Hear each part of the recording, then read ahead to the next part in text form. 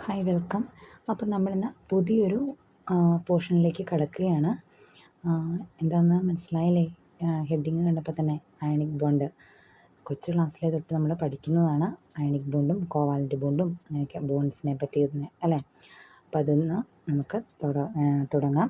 എന്താ പറയുന്നത്? Ionic bond ഒരു ആറ്റത്തിൽ നിന്ന് മറ്റൊരു ആറ്റത്തിലേക്ക് നിശ്ചിത എണ്ണം ഇലക്ട്രോണുകളുടെ മൊത്തത്തിലുള്ള കൈമാറ്റം വഴിയാണ് ഒരു അയണിക് ബോണ്ട് സൃഷ്ടിക്കപ്പെടുന്നത്.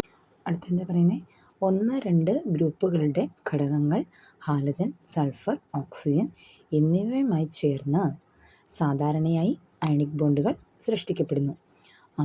ഒന്നാം ഗ്രൂപ്പും രണ്ടാം ഗ്രൂപ്പും അല്ലേ? അവ ഹാലജൻസ്, സൾഫർ ഫാമിലിയുണ്ട്, ഓക്സിജൻ ഫാമിലിയുണ്ട്. ഇവയൊക്കെ ചേർന്ന് അയണിക് ബോണ്ട് സാധാരണയായി ഉണ്ടാകുന്നത്. അടുത്തെന്താ പറയുന്നത് നോക്കാം.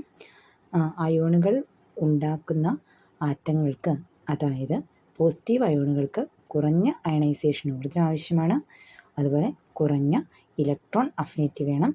അതുപോലെ തന്നെ കുറഞ്ഞ ഇലക്ട്രോൺ നെഗറ്റിവിറ്റി വേണം. ഉയർന്ന ലാറ്റിസ് ഊർജ്ജം വേണം. ഇവയൊക്കെയാണ് അയണിക് ബോണ്ട് ഉണ്ടാകാനായിട്ട് ആവശ്യമുള്ള സാഹചര്യം എന്ന് പറയുന്നത്. ഇനി അടുത്തെന്താ പറയുന്നത്?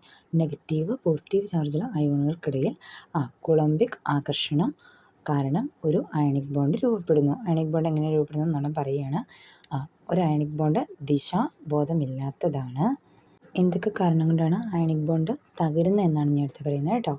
2 അയോണുകൾ തമ്മിലുള്ള പ്രതിപ്രവർത്തനത്തിൻ്റെ ശക്തി ദൂരഘടകത്തെ ആശ്രയിച്ചിരിക്കും, ദിശാഘടകത്തെ അല്ല. ധ്രുവീയ ലായകത്തിൽ പദാർത്ഥം ലയിക്കുമ്പോഴോ അല്ലെങ്കിൽ പോളാർ സബ്സ്റ്റൻസ് എന്ന് നമ്മൾ പറയില്ലേ, അതാണ് ധ്രുവീയ ലായകം എന്ന് പറയുന്നത്, പോളാർ ലൈനി എന്ന് പറയില്ലേ. അല്ലെങ്കിൽ അത് ഉരുകുമ്പോഴും അയണിക് ബോണ്ടിന് തകർച്ച സംഭവിക്കാം. നമ്മളിപ്പോൾ ഇന്നത്തെ ക്ലാസ്സിൽ ലൂയിസ് കോസൽ എന്ന് പറഞ്ഞ സയൻറ്റിസ്റ്റുകളുടെ അവരുടെ സമീപനമാണ് അയണിക് ബോണ്ടുമായിട്ട് ബന്ധപ്പെട്ട് അവരുടെ കാഴ്ചപ്പാടുകളെ പറ്റിയൊക്കെയാണ് നമ്മളിന്ന് പഠിച്ചത്. നന്നായി തന്നെ പഠിക്കുക. അടുത്ത ക്ലാസ്സിൽ നമുക്ക് അയണിക് ബോണ്ടിൻ്റെ പ്രോപ്പർട്ടീസും അങ്ങനെയൊക്കെയുള്ള കുറച്ച് കാര്യങ്ങൾ പഠിക്കാം. ഓക്കെ.